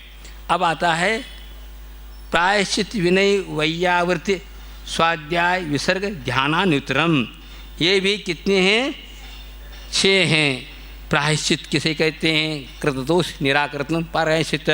हाँ, प्रतिक्रम करते ना, अर्थात व्रतों में जो दोष लगता है उनको दोषों का निर्माण करना प्रायश्चित, गुरु के पास जाकर के प्रायश्चित लेते हैं।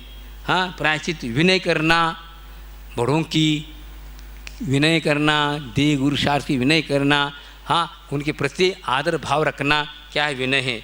वैयावृत, हाँ आप आगे ये सब विश्लेषण करेंगे, कितने वैयावृत कितने भेद हैं, विनय कितने भेद हैं, प्रायश्चित क्या, ये सब बता रहे हैं अभी। हाँ, स्वाध्याय और विसर्ग इस प्रकार, और ध्यान, ये सब अभ्यंतर तप के 6 भेद हैं। अब बताते हैं 9 14 पंच द्विभेदा यथाक्रम प्राग्ध्यानात्, प्राक ध्यानात् अर्थात ध्यान से पूर्व के 9 किसके भेद हैं? प्रायश्चित के। हाँ, प्रायश्चित विनय, विनय कितने प्रकार के हैं? 4 प्रकार के। हाँ, 14 और पंच क्या है? विनय वैयावृत्ति के 10 भेद है। हाँ, 14 पंच द्विभेद अर्थात 5 के 2 है ना, इस हिसाब से 10 हो गए। और 5 प्रकार के क्या हैं? स्वाध्याय, हाँ, और विवेक, हाँ, और विसर्ग अर्थात इस प्रकार क्या है? ध्यान से पूर्व के भेद बताए गए। आलोचना प्रतिक्रमण तद विवेक विसर्ग प्रसिद्ध परिहार स्थापना, इस प्रकार क्या है? यह ना 9 14 पंच द्विभेदा यथाक्रम प्राग्ध्यानात्, इस प्रकार अलग अलग के बदन 9 प्रकार के क्या हैं? प्रतिक्रमण के प्रायश्चित के भेद। आलोचन करना, प्रतिक्रमण आलोचन कैसे करना? कोई दोष लगा गुरु के पास जा कर के मिथ्या हो इस प्रकार अपनी हाँ लघुता प्रकट करना। और प्रतिक्रमण जो हमारे द्वारा दोष हुआ है, ये मिथ्या हो आदि करके गुरु महाराज से कहना। और तदुभय अर्थात दोनों प्रतिक्रमण आलोचना पूर्वक करना ही तदुभय कहलाता है। तदुभय विवेक किसको कहते हैं? उसमें कि और विशेष दोष लगा हो तो गुरु महाराज कहेंगे कि आज जो है ना निराहार करो, हाँ जाप करो आदि आदि कहते हैं। विसर्ग अर्थात विवेक, विसर्ग अर्थात क्या हुआ? तदुभय विवेक विसर्ग अर्थात त्याग करना और विशेष रूप से उपास आदि करना। समझे में? सामान्य में आएगा क्या? विवेक में, और विशेष में आएगा विसर्ग में क्या? उपास आदि और आदि त्याग करना, इस विसर्ग। तपच्छेद और इस विशेष रूप ये दोष लगा है तप का छेद। जैसे क्या कहते हैं?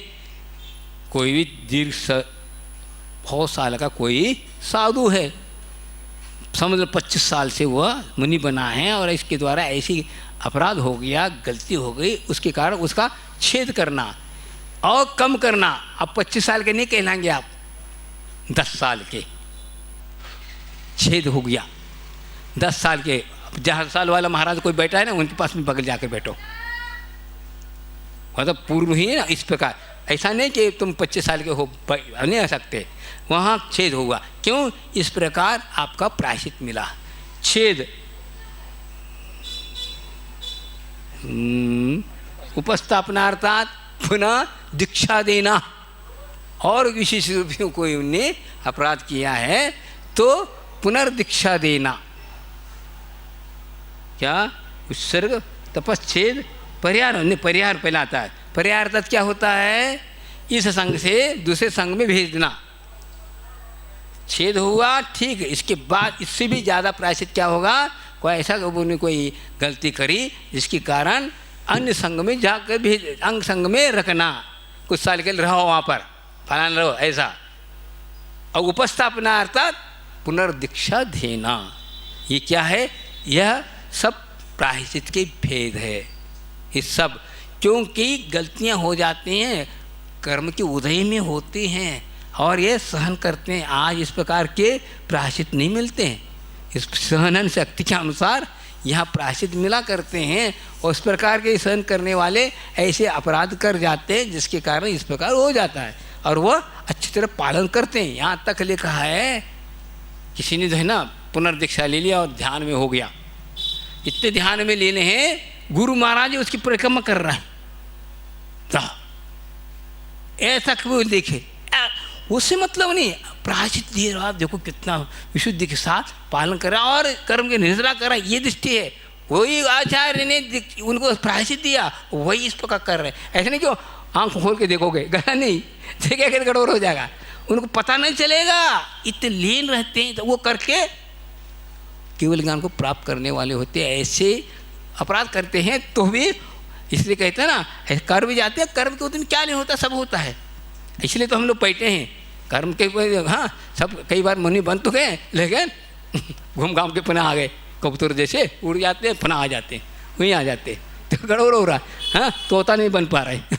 तोता बनता है यार, बंधन में आता ही नहीं वो। हाँ, वो उड़ गया, किसी के बंधन में नहीं आता। तो कबूतर जैसे पर वहीं आ जाते। हाँ हाँ, हाँ, ज्ञान दर्शन चारित्रोपचारा। अब क्या आ रहा है? 4 प्रकार के विनय बताए जा रहे हैं। हाँ हाँ, ज्ञान का विनय करना, शास्त्र का विनय और ज्ञानी का विनय, दोनों। जो ज्ञानी हैं उस करते हैं उनकी विनय, और द्रव्य जो शास्त्र है उसका विनय। दर्शन अर्थात सम्य दर्शन, सम्य दर्शन संबंधित जो शास्त्र है उसका विनय, और सम्य दृष्टि का विनय, और चारित्र का विनय, चारित्र को पालने वाले का विनय। उपचार विनय क्या है? जैसे आचार्य हैं, बड़े बड़े साधु हैं, वो आते हैं, उनके साथ विनय करना। वो आ रहे तो खड़े हो जाना, उनके साथ विनम्रता के साथ हाँ बात करना, उनके साथ साथ पीछे पीछे चलना। ये सब क्या है? उनके साथ बातचीत करें, दृढ़ता के साथ नहीं करना। हाँ, अच्छे सभ्य भाषा के साथ बोलना, विनम्र के साथ बोलना। क्या है? ज़्यादा बोलना नहीं। ये सब क्या है? नज़र से नज़र नहीं मिलाना, ये भी है। कई बार बोलते हैं आचार्य, दृष्टि नहीं मिलना चाहिए। हाँ, जैसे कहते हैं ना, थर्ड बर्तन। हाँ, तो इस प्रकार उक बना। अब आता है वैयावर्त की 10 भेद। आचार्य, उपाध्याय, तपस्वी, शैक्ष, ज्ञान, गण, कुल, संग, साधु, मुनुज्ञानम। ये 10 प्रकार के क्या हैं? साधु है, इनकी वैयावृत्ति की जाती है। वैयावृत्ति कैसे कहते हैं? व्यावृत्ति अर्थात उनको जो कष्ट हुआ है उस कष्ट को दूर करने की जो भाव है, जो दुख है, वहाँ उनको वैयावृत्ति करते हैं। हाथ पे दबाना वैयावृत्ति नहीं, वो तो है, साथ साथ उनके अनुसार चलना भी वैयावृत्ति है। अब यहाँ बैठे हैं, आचार्य महाराज जो आज्ञा दे उस आज्ञा का अनुपालन करना, यही सेवा है गुरु महाराज की। आचार्य महाराज अभी भी वैयावृत्ति कर रहे हैं ज्ञान सागर जी की, ऐसा नहीं कि वो कर नहीं रहे, कर रहे हैं। तो कैसे कर रहे हैं? इस प्रकार कर रहे हैं। तो आचार्य किसे कहते हैं? जो आचरण करते हैं, पंचाचर का अनुपालन करते हैं और दूसरों को भी आचरण कराते हैं, उनको कहते हैं आचार्य। उपाध्याय किसे कहते हैं? खुद अध्ययन करते हैं और मोक्ष मार्ग संबंधी और दूसरों को अध्ययन कराते हैं, उनको उपाध्याय कहते हैं। तपस्वी किसे कहते हैं? बहुत साल से जो मासोपासी आदि अनेक प्रकार के हाँ, तप को करते वो तपस्वी कहलाते हैं। तपस्वी शेष किसी को कहते हैं? जो नए कोई महाराज आए शेष अर्थात शिक्षा प्राप्त कर रहे हैं, उनके हिसाब से वैयावृत करना। ऐसा नहीं कि आचार्य के हिसाब से वैयावृत अलग होगा, उपाध्याय के हिसाब से अलग होगा, तपस के हिसाब से वैयावृत अलग होगा। हाँ, और शेष अर्थात तो नए कोई है शिक्षा ले रहा है उसके हिसाब से करना। अपने बच्चे के हाँ पढ़ते हैं ना, उस माता पिता भी हाँ परीक्षा हो रहे तो क्या करते हैं? अरे माता पिता कहते हैं वहाँ के अच्छे तरह वहाँ क्या सुबह उठाएंगे, हाँ खाना पिलाएंगे, फलान करेंगे, ये सब क्या वैयावृत करते हैं। इसी प्रकार महाराजों की भी होती है शिक्षा ग्लान आदि होते हैं। और ग्लान अर्थात कोई महाराज रोगी हैं उनकी वैयावृत करना। हाँ, गण अर्थात गण जो गण वो होता कहलाता है, 3 साधुओं का एक गण होता है, गच्छ अलग होता है, इनका अलग अलग हिसाब से होते हैं, उनको गण कहते हैं। गण कुल, कुल किसे कहते हैं? आचार्य के जो शिष्यों की जो समूह हैं उनको कुल कहते हैं। और संघ, संघ किसे? ऋषि मुनि इति अनगार, ये है, ये संघ कहलाता है। साधु चिर प्रवर्जित, हाँ, और मनोज्ञ जो दीक्षा के सम्मुख है उसको मनोज्ञ कहते हैं। इसकी भी वैयावृत्ति की जाती है। कोई ब्रह्मचारी जी हैं उनको इस प्रकार का मुनि होना है तो उनकी वैयावृत्ति अलग अलग अलग के अलग, इस प्रकार 10 प्रकार के वैयावृत्ति के भेद हो गए। अब आता है स्वाध्याय। वाचना पृच्छनानुप्रेक्षा नमाय धर्मोपदेशा। हाँ, तो क्या कह रहे हैं? वाचना, अभी वाचना हुई ना, तत्वासुर का निर्दोष रूप से उच्चारण करना क्या है? वाचना है। और पृच्छना अर्थात उस स्वाध्याय करने के बाद जो शंकाएं होती हैं उनको पूछना, शंका का समाधान करना, जिज्ञासा करना क्या है? कई लोग कहते हैं शंका अलग करना, शंका अलग चीज़ और प्रश्न करना अलग चीज़ है। प्रश्न नहीं किया जाता क्या? प्रश्न अलग है, प्रश्न तब किया जाए परीक्षा के वास्ते, परीक्षा वास्ते क्या प्रश्न किया जाता है। लेकिन शंका किसको कहते हैं? जिज्ञासा किसको? समझने की इच्छा, इसको कहते हैं जिज्ञासा। इसलिए प्रश्न नहीं किया जाता, जिज्ञासा है, समझने की इच्छा रखता हूँ इस विषय में आप क्या समझते हैं, ऐसा बोलना क्या कहलाएगा? पृच्छना। अनुप्रेक्षा, हाँ, बार बार चिंतन करना, और आमनाया तक कंठस्थ करना, और धर्मोपदेश जो आपने पढ़ा है आदि करना, तो दूसरों के लिए उपदेश देना, इस प्रकार आगमुक्त। अब आता है बाह्यंतरबद्धो। हाँ, ये भी क्या है? आया था ना 6 प्रकार के अंतरंग तप, स्वाध्याय, विसर्ग। तो विसर्ग में 2 भेद बताए, बाह्यंतरबद्धो अर्थात बहिरंग परिग्रह। अब महाराज के बहिरंग परिग्रह क्या है? ये पीछे है, कमंडलू है, इनके प्रति ममता और शरीर के प्रति ममता छोड़ना क्या है? विसर्ग कहलाता है। हाँ, बाह्यभद्र उपध्यो अर्थात उनके प्रति ममता, मेरा तेरा नहीं कहना, अब ध्यान में लीन हो जाना, ये कहलाता है यह विसर्ग। अब आता है ध्यान। ध्यान किसे कहते हैं बता रहे हैं हम, ध्यान के भेद बताएंगे। उत्तम सहनन से एकाग्र चिंता निरोधो ध्यान मंत्र मुहूर्तात्। अर्थात अब देखो, सहन उत्तम सहनन वाला, वज्र से नारासन, 6 प्रकार के क्या हैं?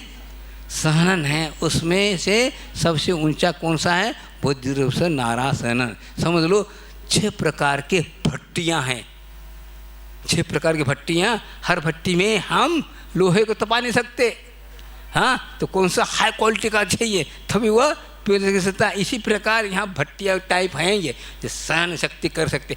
ऐसी भी ईंट पैदा हुए कहते हैं जिसकी भट्टी में लोहा भी पिघल जाता है लेकिन ईंट पिघलता नहीं। इसी प्रकार सहन चाहिए, अंदर की ऐसी शक्ति, ऐसी अग्नि उत्पन्न हो जाती है अंतर्मुहूर्त के लिए, कर्मों को नाश करने के लिए। ऐसा उत्तम सहनन होगा तभी वह अंदर को ध्यान रूपी अग्नि उत्पन्न हो सकती है। तो उत्तम सहनन से एकाग्र चिंता, एक चित्त होने के लिए चित्त की चंचलता रोकने के लिए उत्तम संवरण जरूरी है। उत्तम संवरण चाहे चिंता निरोध करना, अर्थात चित्त को निरोध करना क्या है? ध्यान है। वह अंतर्मुहूर्त है, ज़्यादा भी नहीं, घंटों नहीं घंटों नहीं, वो होगा उतना ही टाइम, उतना टाइम हो। हाँ, ध्यान और समाधि में अंतर है। सामान्य से बता रहा हूँ, ध्यान किसे कहते हैं? ज्ञान को स्थिर करना ध्यान है, और ध्यान को स्थिर रखना समाधि है। ज्ञान तो हो, ध्यान तो लग गया, ध्यान कितने तक? इतनी मुहूर्त तक वह स्थिर रह गया तो वह समाधि वही कहलाती है, केवल ज्ञान को प्राप्त करता है। इस प्रकार ध्यान की बात करें तो आर और धर्म शुक्लानी, वो 4 प्रकार के ध्यान हैं। सबके पास है ध्यान। क्या ध्यान क्या है? उपयोगी। उपयोग किस में लगा है तो उसके अनुसार आपका ध्यान कहलाएगा। ये केंद्र में भी है, अर्ध्या रौद्र ध्यान, हाँ, धर्म ध्यान शुक्ल ध्यान तो मनुष्यों में है, धर्म ध्यान वहाँ पर भी है, स्वर्ग में वह समय दर्शन की अपेक्षा से ध्यान तो यही मुख्य, तो ध्यान ये कहलाए। तो आर और धर्म शुक्लाने, आर ध्यान, रौद्र ध्यान, धर्म ध्यान और शुक्ल ध्यान परे मोक्ष हेतु। क्या पहले के नहीं, बाद के शुक्ल ध्यान, धर्म ध्यान और शुक्ल ध्यान मोक्ष के हेतु अर्थात कारण हैं। आत्ममोनिगे से संप्रयोगे तत्प्रयोगाय स्मृति समन्वार। क्या अर्थ हुआ? आर्थ ध्यान किसे कहते हैं? अमोनोज्ञस्य संप्रयोगे, अर्थात अमोनोज्ञता अनिष्ट वस्तुओं का संयोग होना, उससे दूर होने की, दूर हटाने की जो बार बार जो विकल्प है वो क्या है? आर्थ ध्यान है। क्या? आर्थ अमनोज्ञ से, मनोज्ञ नहीं, अर्थात मन को इष्ट अनिष्टकारी, हाँ, अनिष्टकारी कोई पदार्थों का संयोग हो गया, उसको दूर करने की जो चेष्टा करना क्या है? आर्थ ध्यान है। विपरीतम मनोज्ञ से, अब इसके भी 4 भेद हैं, इष्ट योग, अनिष्ट संयोग और पीड़ा चिंतन और निदान बंध। ऐसे आर्थ ध्यान के कितने भेद हैं?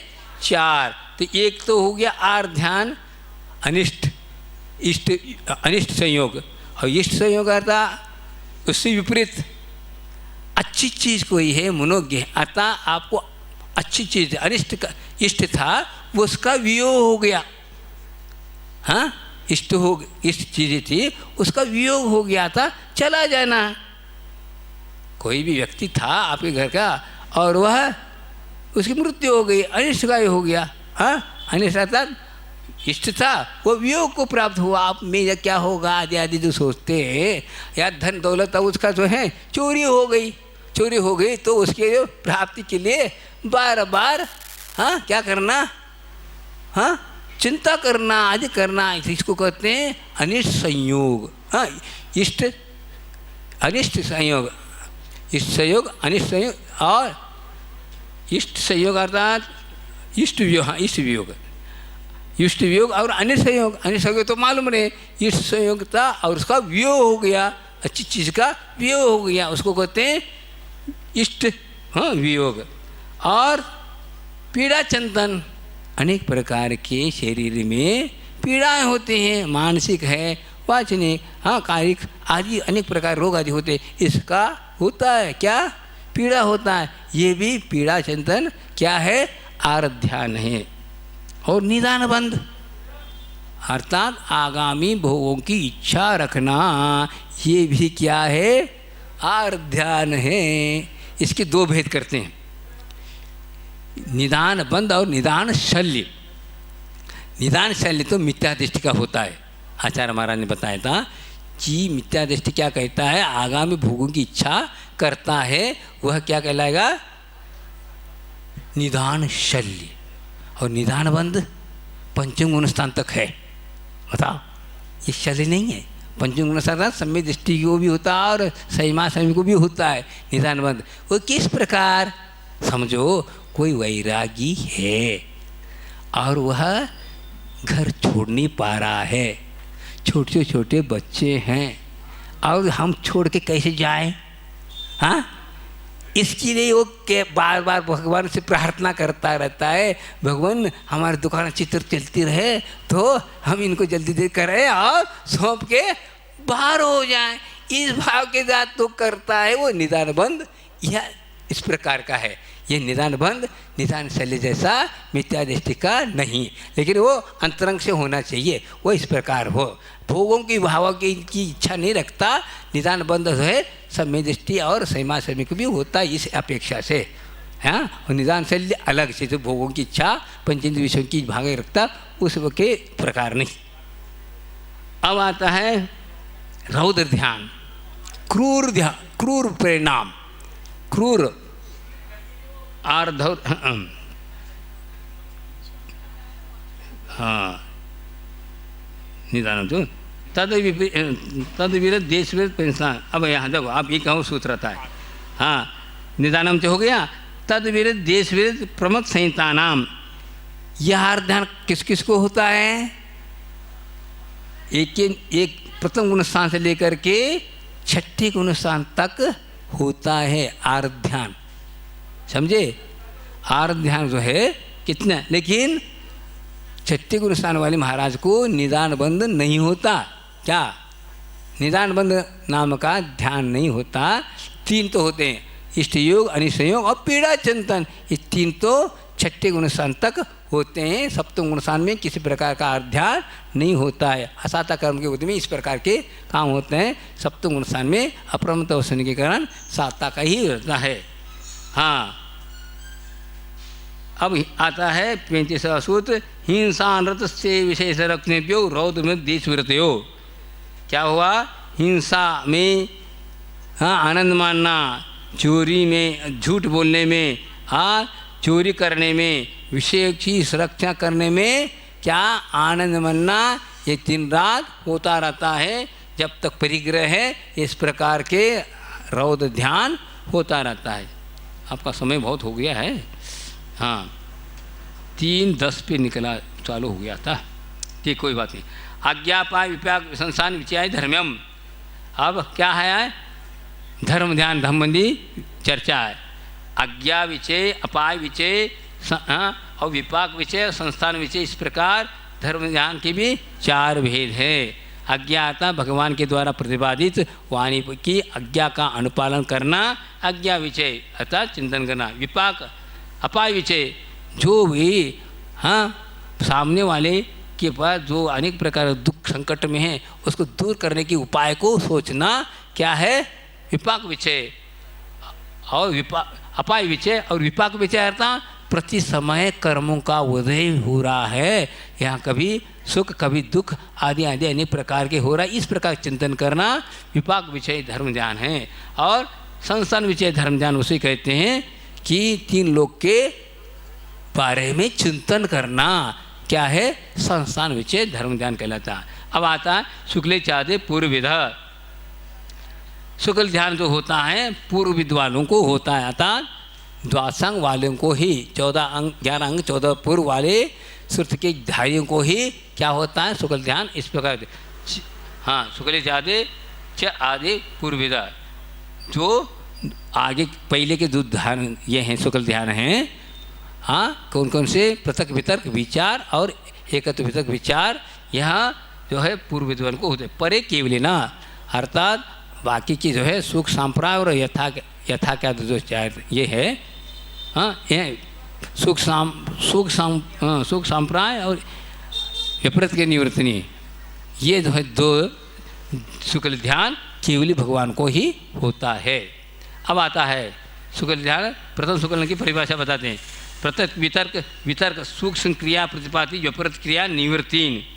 हाँ, पृथक वितर्क, एकत्व वितर्क, 4 प्रकार के जो शुक्ल ध्यान हैं उनके नाम बता रहे हैं। पृथक वितर्क विचार, एकत्व वितर्क विचार, अविचार, सूक्ष्म क्रिया प्रतिपाती और विपरीत क्रिया निवृत्ति, इस प्रकार 4 प्रकार के क्या हैं?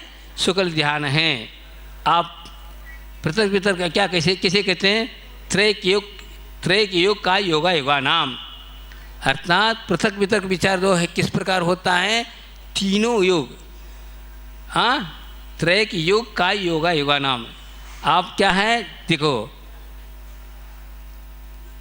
प्रथम पृथक वितर्क शुक्ल ध्यान जो है तीनों योग वाला होता है, और एकत्र वितर्क वाला एक वाला होता है, योग वाला होता है, और सूक्ष्म क्रिया प्रतिपाती का योग वाला होता है, और व्यपरक इनसे योगों से रहित होता है। इस प्रकार होता है। अब प्रथम शुक्ल ध्यान जो है एकाश्रय सवितर्क विचारे पूर्वे, हाँ, एक ही आश्रय से सवितर्क विचारे पूर्वे अर्थात तीनों योगों वाला होता है, वो तो परिवर्तित होता रहता है। पृथक वितर्क विचार में क्या होता है, सवितर्क, हाँ, अर्थात श्रुत से श्रुतांतर, हाँ, अर्थ से अर्थांतर, श्रुत से अर्थात, वचन से वचनांतर और काय से कायांतर होता रहता है। इसको कहते हैं पृथक वितर्क विचार। और एकत्र वितर्क विचार कैसे कहते हैं, अविचारम द्वितीयम, अविचार अर्थात एक पर टिकेगा, हाँ, क्या इसमें से या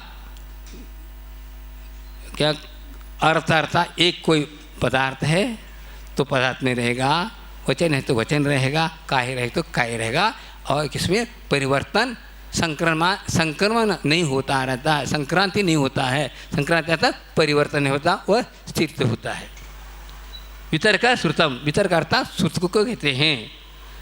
विचारो और व्यंजन संक्रांति, विचारो अर्थात परिवर्तन, परिवर्तन होता रहता है, उसको कुछ विचार अर्थात वही अर्थ से अर्थांतर, शब्द से शब्दांतर, वचन से वचनांतर, काय से कायांतर होना, यह विचार कहलाता है, संक्रांति कहलाता है। अब आता है 45 वाला सूत्र, सम्य दृष्टि श्रावक वीरतानंत वियोजक दर्शन मोह छपो क्षमकोक्षांत मोह छपक क्षीण मोह जिना क्रमशो संख्य गुण निर्जरा। अब क्या कह रहे हैं, देखिए 45 सूत्र में क्रम से क्या अनंत गुणी निद्रा, असंख्यात गुणी निद्रा किस प्रकार होती रहे ये बताया जा रहा है। सम्य दृष्टि कि क्या जब सम्य दर्शन प्राप्त करता है अनादि मिथ्या दृष्टि, उसको असंख्यात गुणी निद्रा होती है। उससे पूर्व करण लब्धि में जो कोई मिथ्या दृष्टि है उसकी कर्म निद्रा को यहाँ पर ग्रहण नहीं किया गया है। सम्य दृष्टि की वास्तविक कर्म निद्रा को अंगीकार करके यहाँ कथन किया है। तो सम्य दृष्टि का असंख्यात गुणी निद्रा होती है। उससे भी ज़्यादा श्रावक की, श्रावक अर्थात प्रतिमाधारी, हाँ, कि उससे भी असंख्यात गुणी निद्रा, हाँ, उससे भी असंख्यात गुणी निद्रा विरति, वीरता अर्थात संयमी की, पहला संयमा संयमी की हुई, पहले सम्य दृष्टि की, उससे भी ज़्यादा संयमा संयमी की, उससे भी संयमी की होगी। असंख्यात गुणी निद्रा, असंख्यात गुणी निद्रा। फिर वीरतानंत वियोजक अर्थात विषय योजना कर रहा है। विषय योजना किसे कहते हैं, अनंतानुबंधी कोई छाई समय प्राप्त करना चाहता है तो वह क्षोभ समय दृष्टि अनंतानुबंधी का विषय योजना करता है। विषय योजना किसे कहते हैं, अनंतानुबंधी दो चार प्रकार की जो प्रकृति है, अप्रत्याकार, प्रत्याकार, संजल रूप में परिवर्तित करना, इसको कहते हैं विषय योजना। विषय योजना को जो करता है उस संयमा अर्थात संयमी से भी ज़्यादा क्या करता है, कर्म की निद्रा। हो सकता है वो अविरत दृष्टि भी क्यों ना हो, समय छाया समय प्राप्त कर सकता है ना, चतुर्थ गुण साला वो भी कर सकता है, लेकिन उससे भी कर्म निद्रा उस वक्त कर रहा है। और फिर वियोजक दर्शन मोह अर्थात फिर दर्शन मोह होता है छाया समय दर्शन प्राप्त कर रहा है। विषय योजना अलग चीज और पूरे के पूरे दर्शन मोह का क्षय कर रहा है, उससे भी ज़्यादा कर्म की निद्रा वो कर रहा है, संख्यात गुणी निद्रा। मोह छपक दर्शन मोह, हाँ, दर्शन मोह हो गया, छपक अर्थात मोह छपक हो गया अर्थात। और उपशम, कोई उपशम श्रेणी चढ़ रहा है तो वह छाया समिदृष्टि भी असंख्यात गुणी निद्रा क्या कर रहा है, 21 प्रकृति की उपशम करने में जो कर्म की निद्रा कर रहा है वह असंख्यात गुणी वाला है। और उपशम मोह छपक उपशम और उपशमक उपशम पूर्ण हाँ शांत अर्थात शांत अर्थात पूर्ण रूप से 11 गुण स्थान को प्राप्त हो रहा 11 गुण स्थान में 21 प्रकृति तक पूर्ण रूप से उपशमित हुआ यथा क्या प्राप्त हो वह उससे भी असंख्य गुणी निद्रा कर रहा है। इससे भी गुणी असंख्य निद्रा कौन कर रहा है? छपक श्रेणी में जो अष्टवें गुण स्थान में है उसकी निद्रा कर रहा असंख्यात गुणी निद्रा। और छीनमो और 12वें गुण स्थान वही जो है 11 गुण स्थान जो प्राप्त होता उससे भी असंख्यात गुणी निद्रा करता है। मुँह हाँ छीन मुँह जिना जिना अर्था इससे भी असंख्यात गुणी निद्रा कौन करते हैं? जिन अर्था जिनेन्द्र भगवान केवल ज्ञान को प्राप्त करने असंख्यात गुणी निद्रा। इस प्रकार क्रमशो असंख्य गुण निद्रा इस प्रकार असंख्यात गुणी निद्रा की परिभाषा यहाँ बता कितनी कितनी कहाँ तक। अब आता है पुलाक बकुश कुशल निरग्रंथ स्नातक निरग्रंथ। अब ये आ गए 4 कौन महाराज हैं? कौन कौन से? पुलाक है, बकुश है, कुशल है, कुशल हाँ कुशल और निरग्रंथ और स्नातक। कितने 5 प्रकार के महाराज हैं। पुलाक अर्थात निर्ग्रंथ हैं जानते हो निर्ग्रंथा स्नातका निर्ग्रंथा पहले भी निर्ग्रंथ का है अपने डबल निर्ग्रंथा निर्ग्रंथा अर्थात ये भावलिंगी हैं। तो जैसे समय पुलाक कैसे कहते हैं? आपके दुकान में कई प्रकार के धान होते हैं ना, हल्के अलग भारी अलग कई क्वालिटी के होते। इसी प्रकार महाराज हैं मुनि महाराज वे क्या 28 मुल्कों ने पालन कर रहे हैं लेकिन उत्तर गुण की ओर दृष्टिपात नहीं कर रहे हैं और उसमें भी थोड़ा सा दोष लगाते रहते हैं। इसको कहते हैं पुलाक। बकुश वो तो निर्दोष पालन करते हैं लेकिन शरीर बकुश उपकरण बकुश कहा।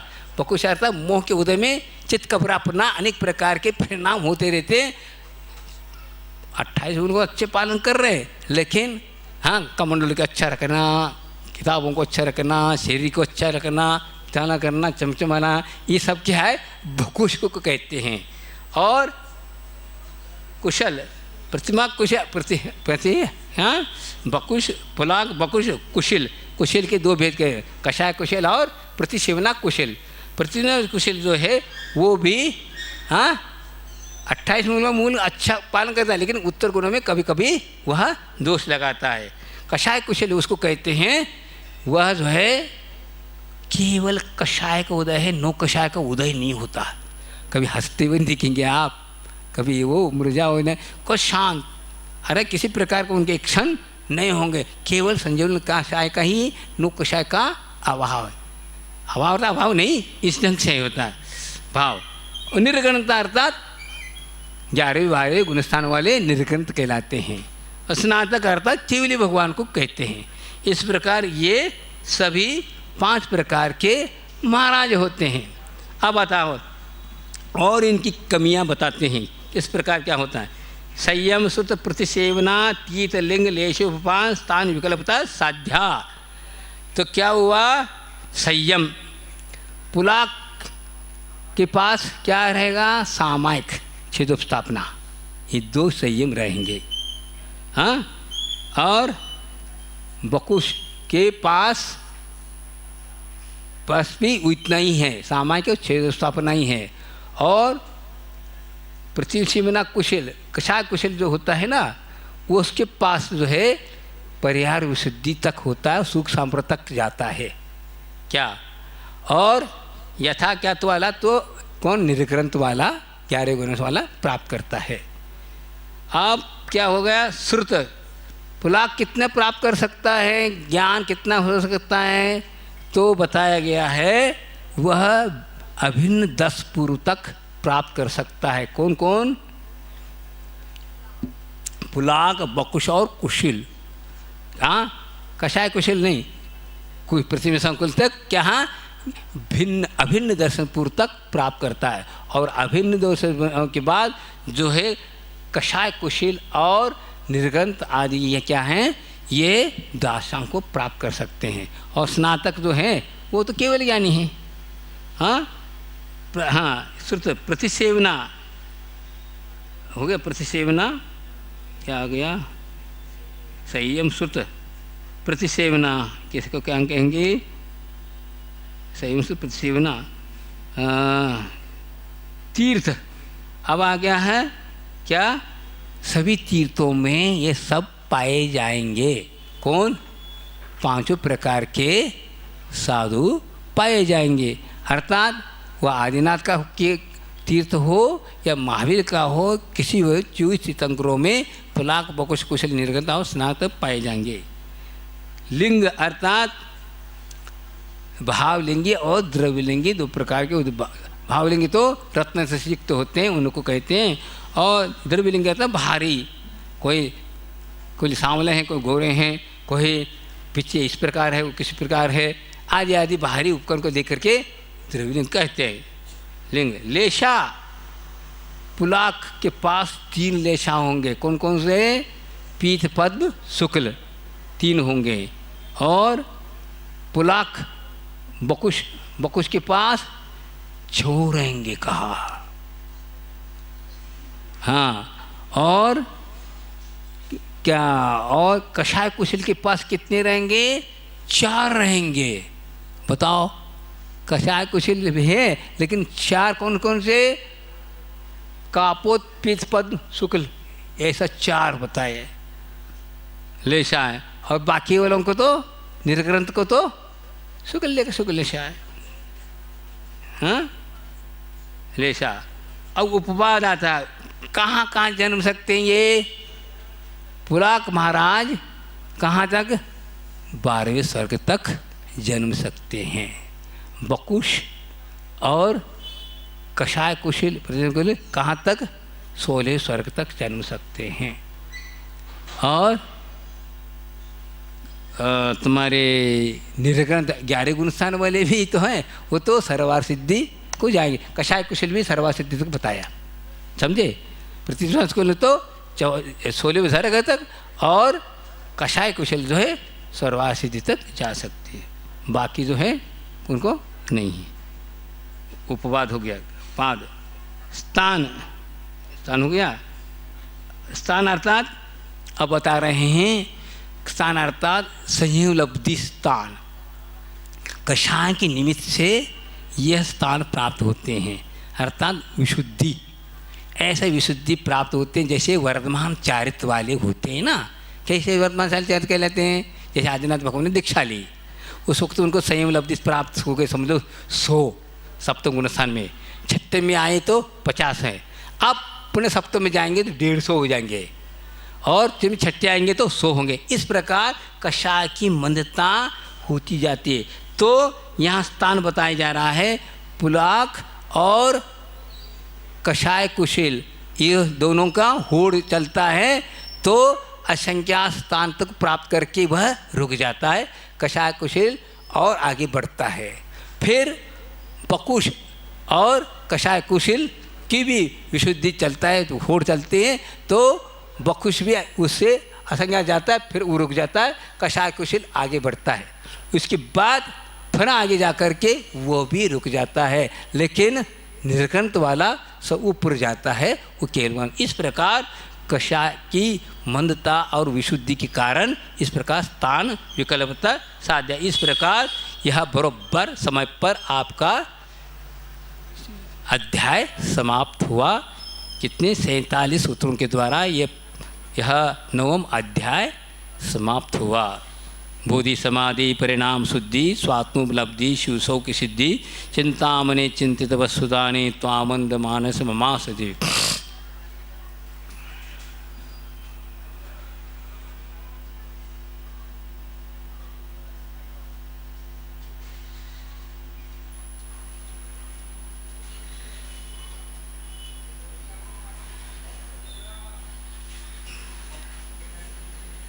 चलो भाई बहुत दिन हो गए।